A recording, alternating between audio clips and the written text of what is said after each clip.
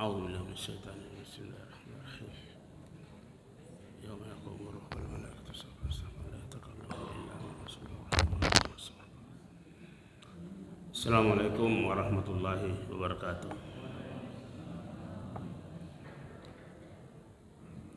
Alhamdulillahi Rabbil Alamin. Wassalatu wassalamu ala Rasulillahil Karim Sayyidina Muhammadin wa ala alihi wa ashabihi ajma'in. Allahumma la ilma lana illa ma 'allamtana innaka antal alimul hakim. Fa'allimna ma yanfa'una wanfa'na bima 'allamtana. Allahumma ja'alna mimman yastami'una al-qawla fayattabi'una ahsanah. Wa la taj'alna mimman a'rada an zikri fa inna lahu ma'isatan danka. Wa adkhilna fi ibadika as-salihin bi rahmatika ya arhamar rahimin.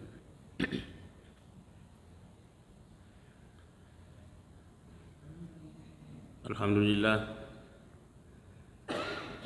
pada subuh hari ini kembali lagi kita bersama di tempat yang mulia ini, salat subuh berjamaah, berzikir berjamaah, berdoa berjamaah, kemudian kita mengaji berjamaah. Tentu ini adalah nikmat dari Allah Subhanahu wa taala. Oleh karenanya mari kita senantiasa memuji dan bersyukur atas segala nikmat yang Allah anugerahkan kepada kita. Kita pada kesempatan ini jangan menyia-nyiakan nikmat itu.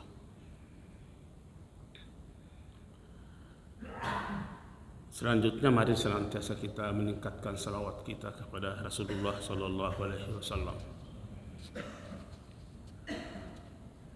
Mudah-mudahan salawat kita ini menjadi wasilah mendapatkan keberkahan hidup dan mendapatkan syafaat dari Rasulullah sallallahu alaihi wasallam.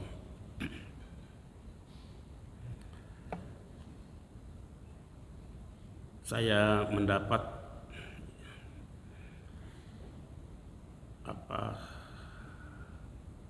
saran dari Pak Anto. Katanya ini minggu kelima, pekan kelima dari Sabtu.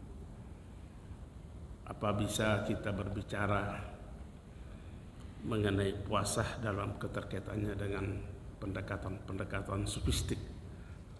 Itu sarannya Pak Anto. Jadi terpaksa saya tidak bawa lagi kitab tafsir. Saya bawa satu kitab yang berbicara berkaitan dengan itu. Memang ini kitab salah satu adalah ensiklopedia sufistik. Ini kurang lebih 32 jilid. Saya ambil jilid yang ke-13 karena di sini yang berbicara menyangkut masalah bagaimana pandangan ulama-ulama sufi tentang puasa itu. Apakah mereka para ulama-ulama sufi kita ini meninggalkan makna zahirnya saum? Tidak. Mereka sama sekali tidak meninggalkan makna zahirnya saum itu, tetapi mereka menambahkan makna-makna yang seharusnya hadir dalam pelaksanaan puasa itu. Memang secara harfiah shoma bermakna amsaka. Itu pengertian zahirnya amsaka. Amsaka itu artinya menahan. Nah, kalau kita merujuk kepada pengertian fikih menahan berkaitannya dengan puasa, adalah menahan makan, menahan minum, menahan berkumpul bersama istri. Kalau begitu, menahan yang ditunjuk di sini adalah seluruh gerakan-gerakan fisik. Nah, manusia ini tidak cukup hanya memiliki unsur fisik. Tidak cukup hanya memiliki unsur fisik. Ulama sufi kita ini tidak pernah akan mengabaikan unsur rohaniah dalam kehidupannya. Apakah salah pandangan fikih? Tidak salah. Karena fikih memang pekerjaannya begitu. Pekerjaan fikih adalah mengatur gerakan fisik. Tentu juga mengarah kepada bagaimana mendekatkan diri kepada Allah Subhanahu wa taala. Tetapi rasa-rasanya tidak cukup dengan itu. Karena ada bahagian yang terpenting dalam diri kita yang tidak bekerja untuk mendekatkan diri kepada Allah. Inilah yang mencoba kita dituntun oleh ulama-ulama sufi kita ini. Sampai salah seorang ulama yang namanya Najamuddin Al-Kubra, Syekh Najamuddin Al-Kubra, beliau ini tergolong ulama-ulama salaf. Ya, apa dia katakan? Beliau ini ahli tafsir, beliau ini ahli fikih, beliau ini ahli hadis. Ya, boleh nanti kalau kembali ke rumah buka-buka siapa itu Syekh Najamuddin Al-Kubra. Apa dia katakan dalam pandangan puasa dengan pandangan sufistiknya? Beliau mengatakan huwal imsak, juga tetap menggunakan al-imsak, yaitu menahan apa? An mulahadzatil aghyari wa talabil ikhtiyari warrukuni ila ghairil mulkil dabbari. Itu pendapat beliau. Memang puasa itu menahan, tapi rasa-rasanya menurut beliau ini lebih berat menjaga, memelihara, menahan kesadaran, menjaga kesadaran untuk tidak terfokus kepada selain Allah. Nah, itu pandangan beliau. Menjaga kesadaran untuk tidak terfokus pada selain Allah.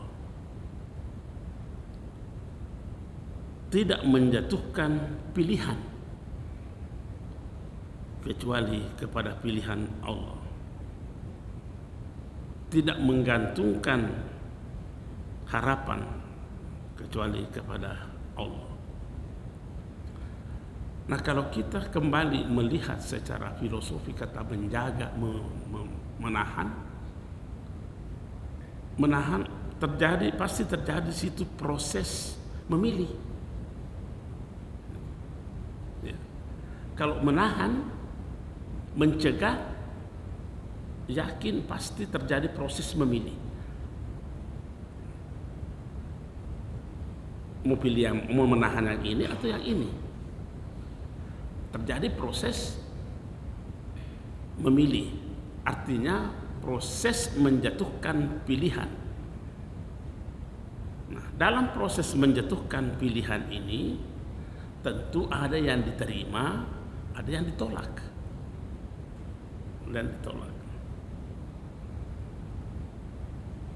Nah, apakah penolakan kita ini ataukah penerimaan kita itu memiliki kontribusi yang menguntungkan manusia dalam perjalanannya menuju Allah? Mari kita coba-coba melihat ini. Apakah pilihan kita jatuh terhadap sesuatu yang diridai oleh Allah atau tidak. Karena namanya menahan, pasti terjadi proses memilih. Nah, yang paling bekerja keras dalam proses memilih ini, menentukan pilihan itu, saya istilahkan, mudah-mudahan tepat, kita pinjam-pinjam dulu istilahnya ahli jiwa. Saya mengatakan ini yang bekerja keras di situ adalah neurospiritualitas.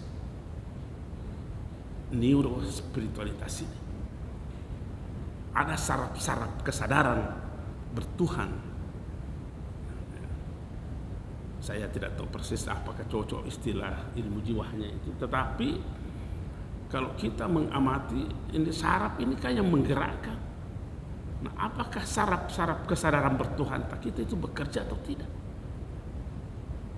Nah, kalau hanya menjatuhkan pilihan tidak makan dan tidak minum, saya yakin itu hanya saraf fisik kita yang bekerja pada saat itu. Saraf yang menggerakkan fisik itu. Jadi dalam persoalan imsak di sini adalah yang harus aktif bekerja adalah neurospiritualitas kita.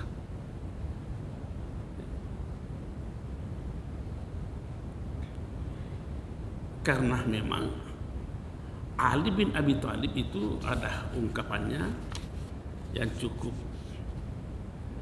perlu diperhatikan. Apa kata Ali bin Abi Thalib?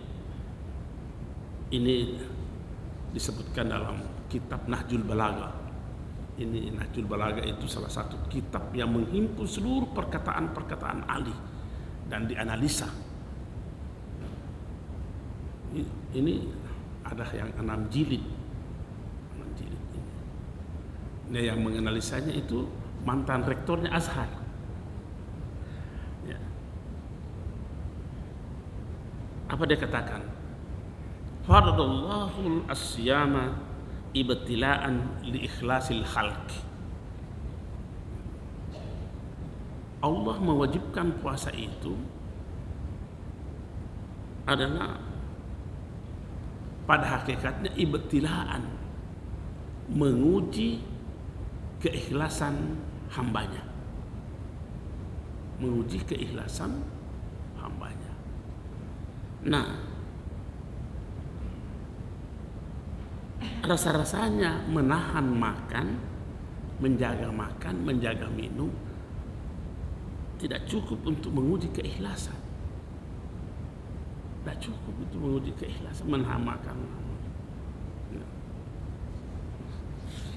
Saya kira ini sangat logis bahwa puasa ini untuk menguji keikhlasan.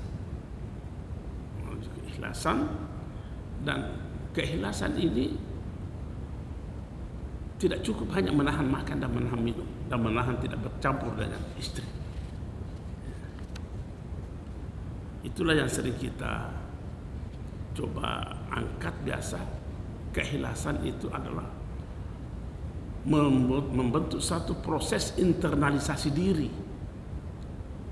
Membentuk proses internalisasi diri menjadi mandiri. Mandiri. Karena memang puasanya orang-orang sufi itu ada di sini dikatakan ada perbandingannya antara orang yang berpuasa berdasarkan dengan pendekatan sufistik dengan yang tidak. Dia katakan begini, saumus sahidi naharan. Puasanya orang zuhud itu siang hari, siang. Tapi wasaumul arifi naharan walailan. Tetapi puasanya orang-orang yang memiliki kema'rifahan terhadap Allah Subhanahu wa taala lailan wa naharan, siang dan malam. Wala fitra li saumihi, Kapan ia berbuka puasa?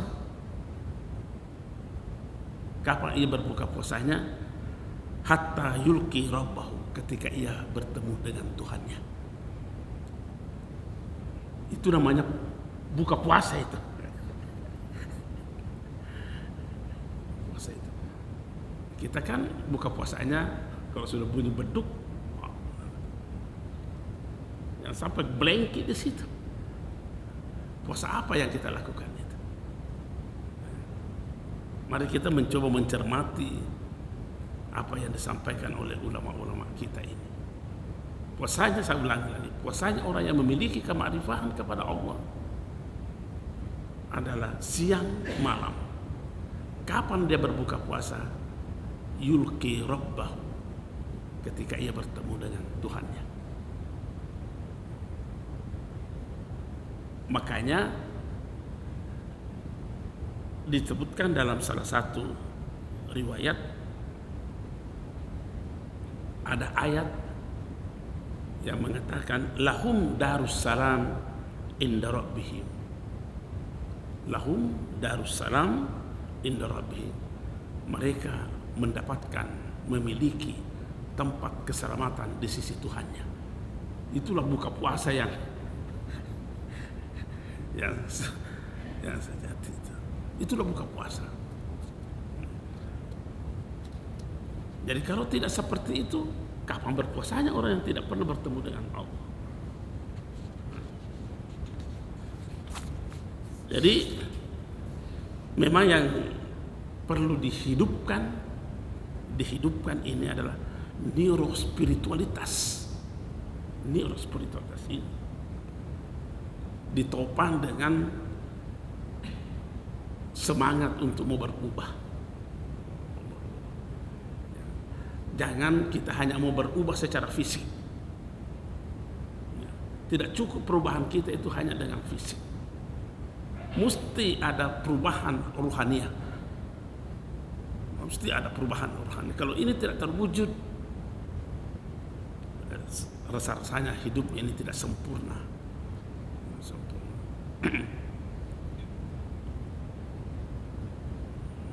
Dan menjaga, saya ulangi lagi, ternyata menjaga kesadaran untuk tidak terfokus pada selain Allah jauh lebih berat dibanding menjaga makan dan menahan makan dan minum. Mungkin tidak berlebihan kalau anak kecil itu menahan makan dan minum kecil. Ini yang berat ini, menahannya ini. Jadi kita mengatakan menjaga diri dari makan dan minum adalah rasa-rasanya gampang dibanding menjaga kesadaran. Nah, Ali bin Abi Thalib di dalam menerapkan kesadaran ini, dia mencoba menghadirkan 4 perbuatan manusia yang susah kita hindari. Tapi apakah dalam 4 pekerjaan ini hidup kesadaran kita, bekerjakan neurospiritualitas kita di situ? Ada 4 perbuatan yang kata Ali susah dihindari oleh manusia, dan ia berpotensi untuk menyeret kepada kebenaran dan menyeret kepada kerusakan. Apa kata Ali? Yang pertama adalah berbicara. Saya kira orang-orang sehat, orang normal, susah tidak berbicara. Susah tidak berbicara. Begitu Ali melihat fenomena kehidupan seperti ini dan mencoba menerapkan neurospiritualitasnya, melihat realitas kehidupan. Adakah orang yang mampu tidak berbicara dalam kehidupannya? Bagi orang normal tentu. Oh susah Pak. Kata Ali bin Abi Thalib, silahkan berbicara. Tapi berbicaramu itu adakah nilai-nilai zikir dalam ucapanmu itu? Terjadi lagi pilihan. Apakah bicara kita mau bicara omong kosong atau bicara zikir? Bicara zikir itu bukan hanya mengucapkan subhanallah, subhanallah, subhanallah. Bukan hanya itu. Apapun yang kita ucapkan, apapun yang berbentuk lapas dari kita, dan itu diridai oleh Allah, itulah berbicara dengan bernapaskan zikir.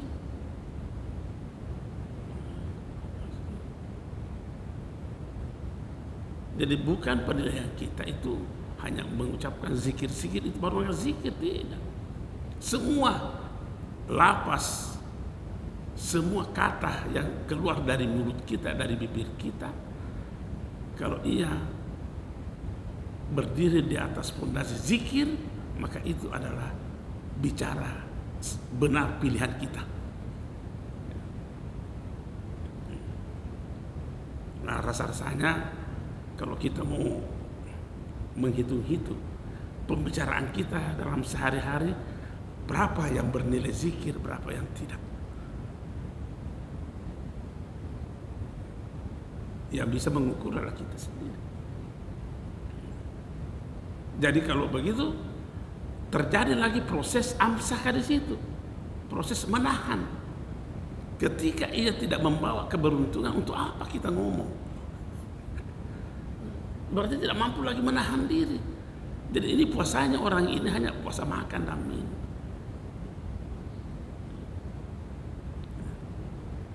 Dan itu tidak berlaku hanya pada bulan Ramadan, sepanjang masa. Sepanjang masa. Makanya puasanya orang bermakrifat kepada Allah itu sampai ia bertemu dengan Tuhannya. Artinya ngomongannya itu selalu berjalan menuju Tuhannya. Itu kata Ali. Ali mengatakan kalau ada orang yang berbicara tidak disemangati dengan zikir, itu namanya omong kosong. Omong kosong. Ini Ali cermat sekali di dalam melihat fenomena-fenomena kehidupan dan berkaitan dengan persoalan amsaka, menahan. Jadi kata saumun itu yang bermakna menahan, apakah hadir semangat menahan itu di dalam berbicara itu? Jadi supaya akal pikiran kita tidak tertuju hanya kepada persoalan makan, minum, dan berkumpul dengan istri di siang hari, bukan hanya di situ.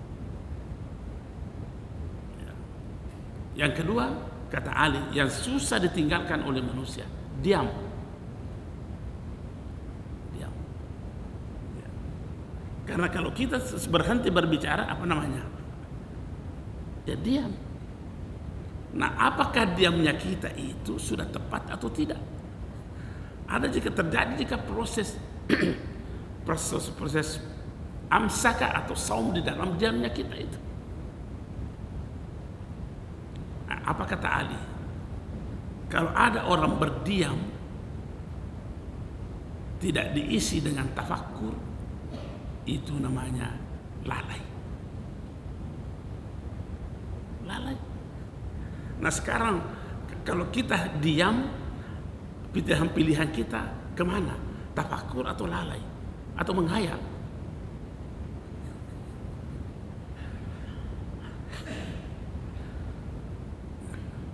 Nah kalau kita memperhatikan yang seperti ini, puasanya orang sufi memang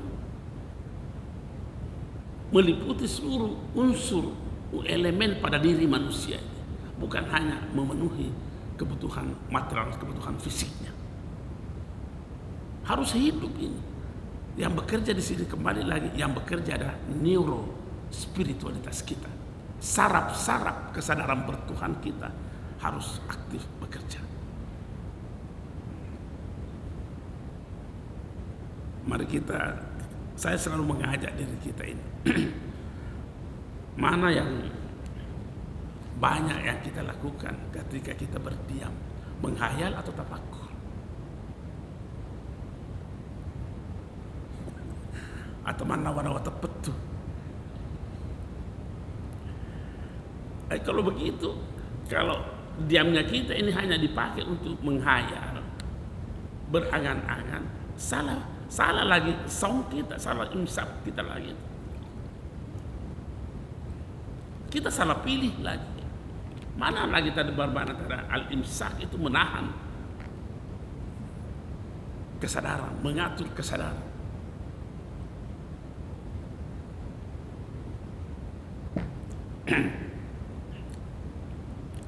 Berat ya. Seberat-beratnya bukan berarti tidak ada jalan untuk ke situ. Terbuka jalan. Cuma banyak orang yang gagal. Jauh lebih banyak orang gagal. Apalagi kata Ali bin Abi Thalib. Kan 4 kata beliau itu. Ini 4 susah dihindari dalam kehidupan manusia. Dan di situ ada terjadi proses menahan. Memandang. Makita. Iya, memandang. Nah kita ini hampir tiap saat kita memandang itu memandang. Kata Ali bin Abi Thalib, seperti apa pilihan kita ketika kita melakukan aktivitas memandang? Jangan sampai kita teruk, lepas pandangan. Kita teruk itu bahasa Belandanya, itu kita teruk.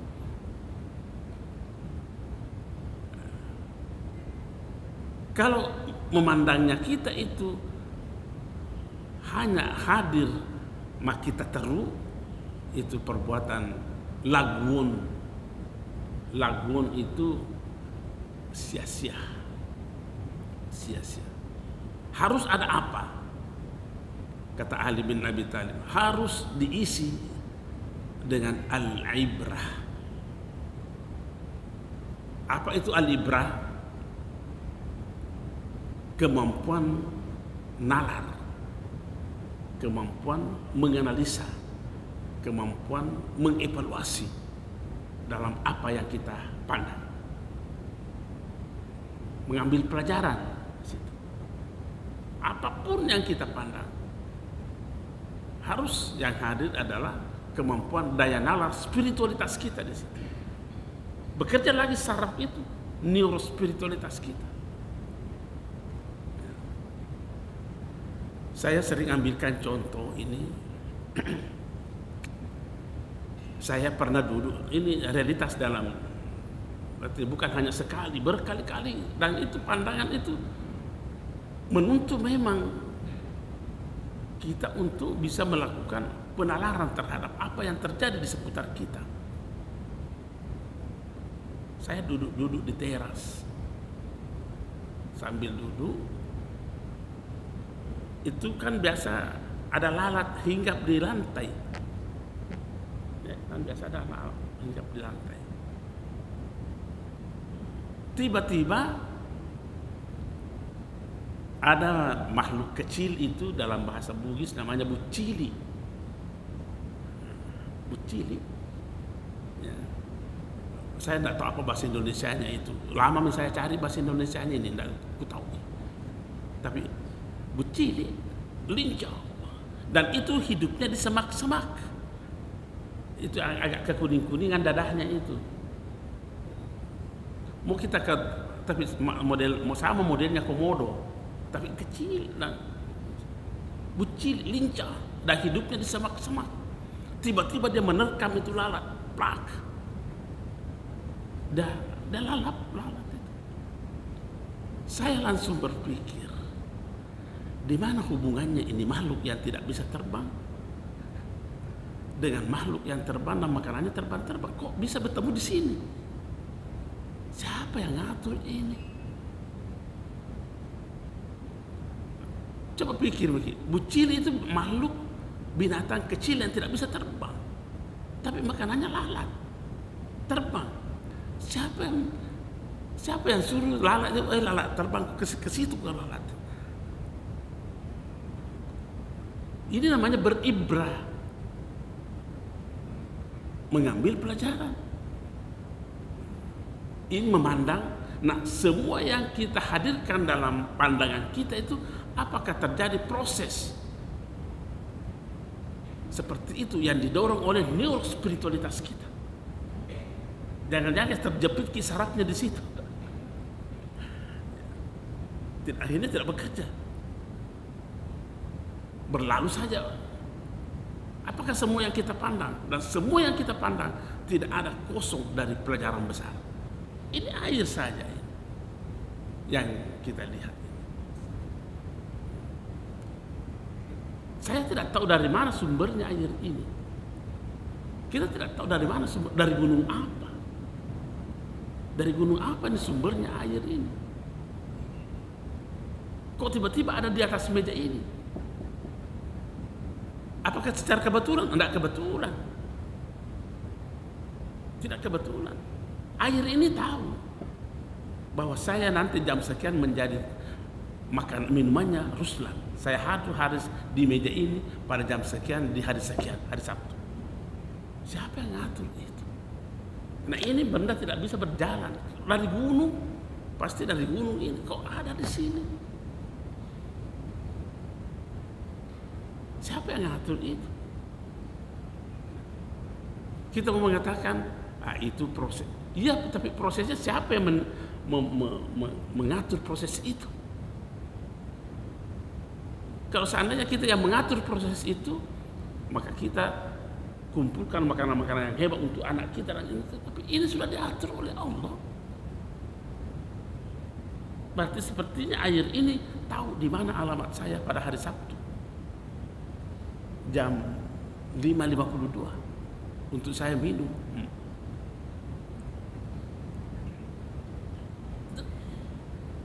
Dan saya tidak tahu ini.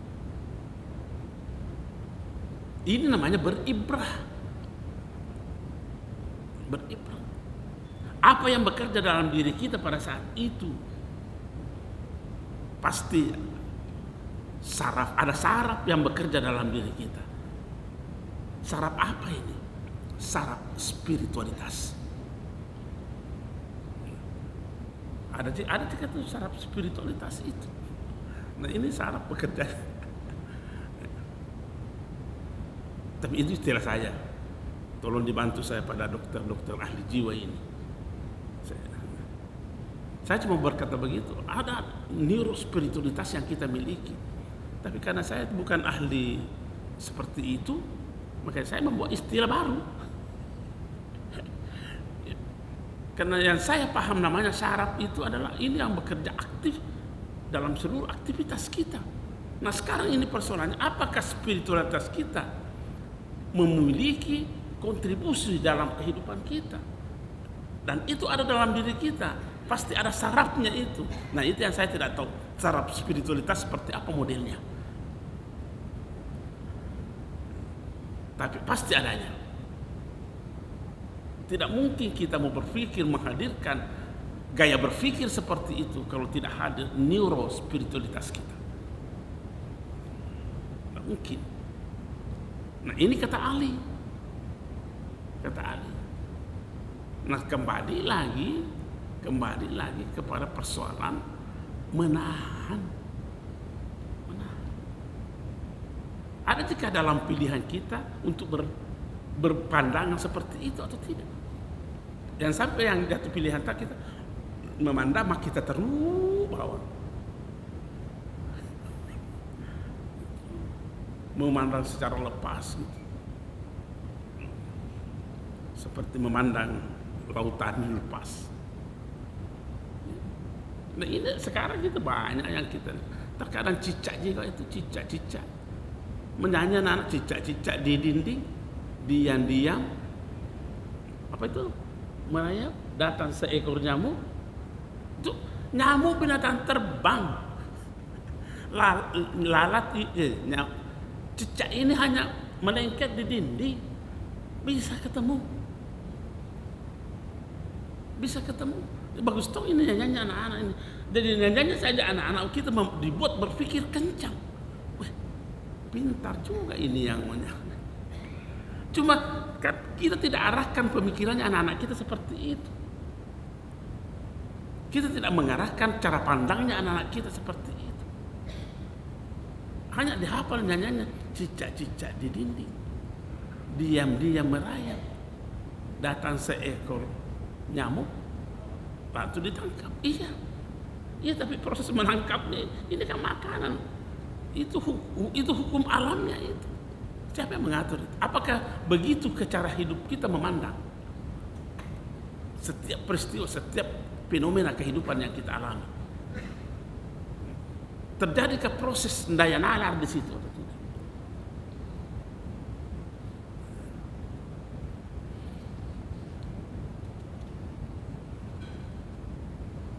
Kata ahli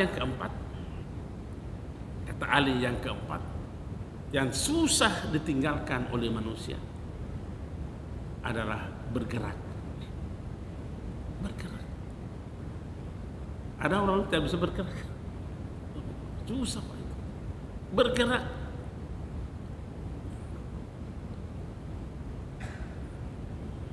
Nah, kata Ali, gerakanmu itu bisa mengantar kamu untuk mendekatkan diri kepada Allah kalau dinapasi dengan apakah gerakan itu bernilai ibadah atau tidak. Kalau ada gerakan yang tidak dinapasi dengan ibadah, itu namanya sama gerakannya orang yang mati suri. Dia tidak ada tenang. Jangan-jangan banyak-banyak kita mati suri ini. Tangan kita bergerak, kaki kita bergerak, anggota tubuh kita bergerak. Nah, itu baru gerakan fisik. Apakah bernilai ibadah atau tidak? Bagaimana dengan gerakan rohania kita? Gerakan rohania kita. Ini kontribusinya kata-kata amsaka ini sungguh amat sangat dahsyat kalau itu dipraktekkan. Tapi Allah mengatakan di situ, di ayat itu ada kata-kata la'allakum. Apa artinya la'alla itu? Itu namanya huruf tamanni. Kalau dalam istilah bahasa Arab itu namanya harfu tamanni. Huruf yang bermakna harapan.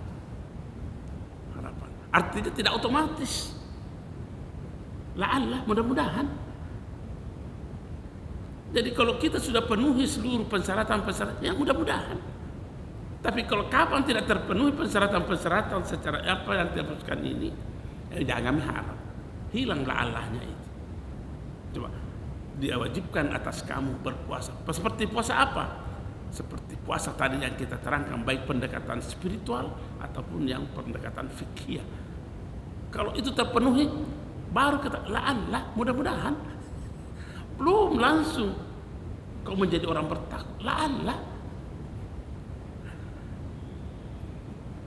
Apakah lantas kita membuat putus asa? Kalau begitu, Pak Jebawan ini paling puasa Pak la'allah muah. Berpuasa saja belum tentu, apalagi kalau tidak kan masih. Apalagi kalau tidak. Ini kan logika-logika konyol yang sering hadir dalam diri kita. Pak Jebawan kalau begitu berhenti. Itu menyerah. Makanya la'allakum tattaqun. Perjuangan berat ini. Makanya orang yang sukses dalam perjuangan ini amat sangat mulia. Karena berat perjuangannya. Kalau ringan-ringan di perjuangan biasa. Kalau ringan-ringan di perjuangan, orang berenang di pinggir laut itu tidak dapat ikan. Coba dapat ikan besar, pergi di tengah laut dan tantangannya berat. La'allakum tattaqun. eh, setelah kita mencoba melihat itu lapas tatakun itu, ternyata apa yang sering kita pikirkan orang bertakwa itu orang suci dari kesalahan. Oh, salah itu. Salah. Siapa yang salahkan? Bukan saya. Al-Quran. Jadi orang bertakwa itu bukan orang yang suci dari kesalahan. Bukan. Di mana dipakai ayatnya? Coba buka nanti kalau pulang buka surah Ali Imran. Baca di situ ayat 133 sampai 135. Wasari'u ila magfiratin min rabbikum wa jannah arduha as-samawati wal ard uiddat lil muttaqin. Itu coba. Bersegeralah datang kepada ampunan Tuhanmu dan kepada surga yang ukurannya selebar langit dan bumi, sudah disiapkan kepada orang-orang bertakwa. Siapa orang bertakwa itu? Wallazina yunfiquna bis-sarra'i wad-dharra'i. Yang kedua ini yang saya katakan, tidak dimaksudkan bertakwa itu sunyi dari kesalahan. Dah. Wallazina idza fa'alu fahishatan aw zalamu anfusahum zakarullah fastaghfaru li dzunubihim. Coba. Apa itu? Orang bertakwa itu salah satu definisinya, penjelasannya, apabila melakukan kesalahan itu berarti tidak suci dari. Apabila melakukan kesalahan, keji, zalamu atau menganiaya dirinya, apa yang terjadi? Zakarullah, cepat-cepat bekerja neuro spiritualitasnya. Wah, salah ini. Jadi orang bertakwa itu adalah orang yang aktif saraf kesadarannya untuk menilai. Oh, salah. Coba, apabila melakukan perbuatan keji, iza itu pasti terjadi. Bukan in. Kalau in itu apabila juga, tapi boleh terjadi, boleh tidak. Kalau iza pasti terjadi. Apabila melakukan. Nah, apakah potongan ayat ini fa'alu fahisatan aw zalamu anfusahum? Kan ini menunjuk perbuatan yang telah. Jadi jangan pernah mengabaikan apa yang telah kita lakukan. Jangan pakai prinsip yang berlalu biarlah berlalu. Nah, kan biasa begitu, yang berlalu biarlah berlalu. Tidak bisa begitu. Biarkan berlalu tapi kasih penilaian. Bagaimana yang telah kita lakukan? Kita kan hidupnya 3 dimensi ini. Dimensi waktu yang berlalu, dan dimensi waktu yang kita hidup sekarang, dan dimensi hidup yang akan datang. Kita tidak bisa lepas dari 3 dimensi waktu ini. Nah, ketika kita melakukan sesuatu perbuatan yang dikategorikan sebagai perbuatan buruk, telah melakukan perbuatan, cepat-cepat hadirkan kesadaran bertuhan. Zakarullah fastaghfaru li dzunubihim, memohon ampun kepada Allah, berarti menghadirkan dalam kekiniannya nilai zikir dan nilai istighfar dalam kehidupannya. Kalau tadi, jadi ini pasangan saya tulis ya.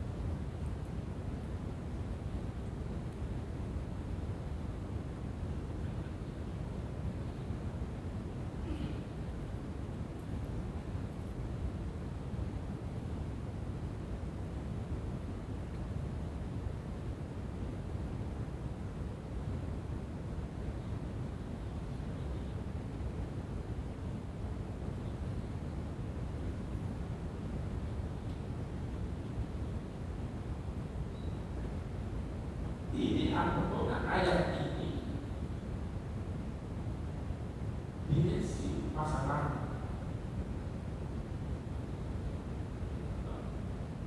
Apabila telah melakukan perbuatan keji dan bukan apa terjadi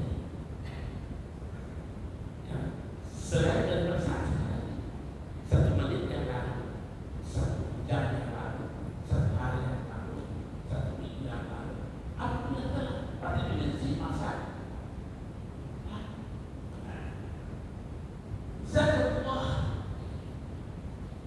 langsung cepat-cepat berpikir kepada Allah masa apa ini sekarang.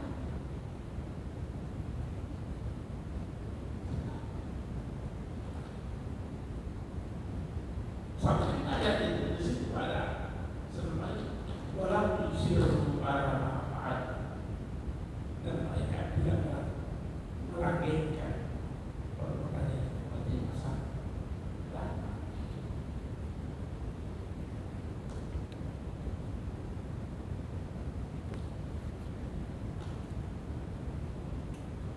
Nah, 3 dimensi ini yang tidak bisa lepas dari manusia ini, masa lalu, masa sekarang, dan masa akan datang. Di sini bermainnya orang bertakwa ini. Apakah dia suci dari masa lalunya, masa akan sekarangnya, masa akan datangnya?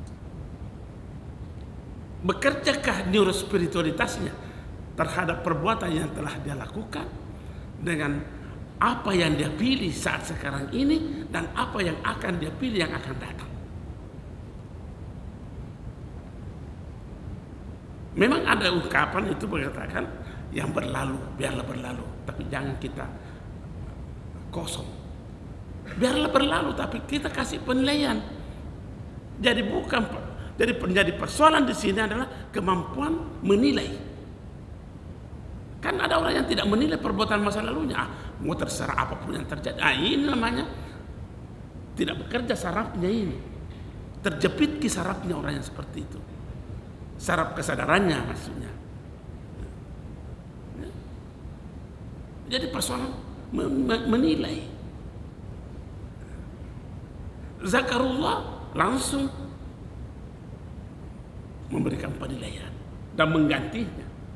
Yang dihadirkan adalah zikirnya dan istighfarnya kepada Allah.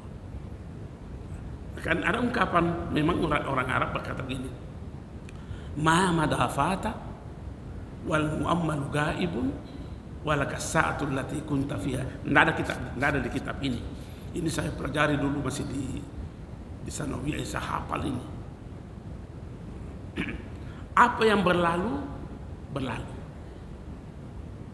Tapi itu jangan kita sebagai orang yang berpikir jangan biarkan yang akan datang, kata pepatah itu, belum tentu milikmu. Masa yang akan datang itu belum tentu milikmu. Memang, tapi kita tidak boleh kosong dari perencanaan. Jangan tiba masa tiba akal. Tapi yang kita miliki walakas sa'atul lati kunta fiha. Yang engkau miliki adalah mana masa yang engkau jalani saat sekarang ini, detik sekarang, itu yang engkau miliki. Nah, seperti apa warnanya kehidupan yang kita jalani seperti sekarang ini? Apakah ada nilai ini dan tidak? Sekian dan terima kasih. Nanti lain kali lagi kita sambung. Sudah jam 6 lewat. Assalamualaikum warahmatullahi wabarakatuh.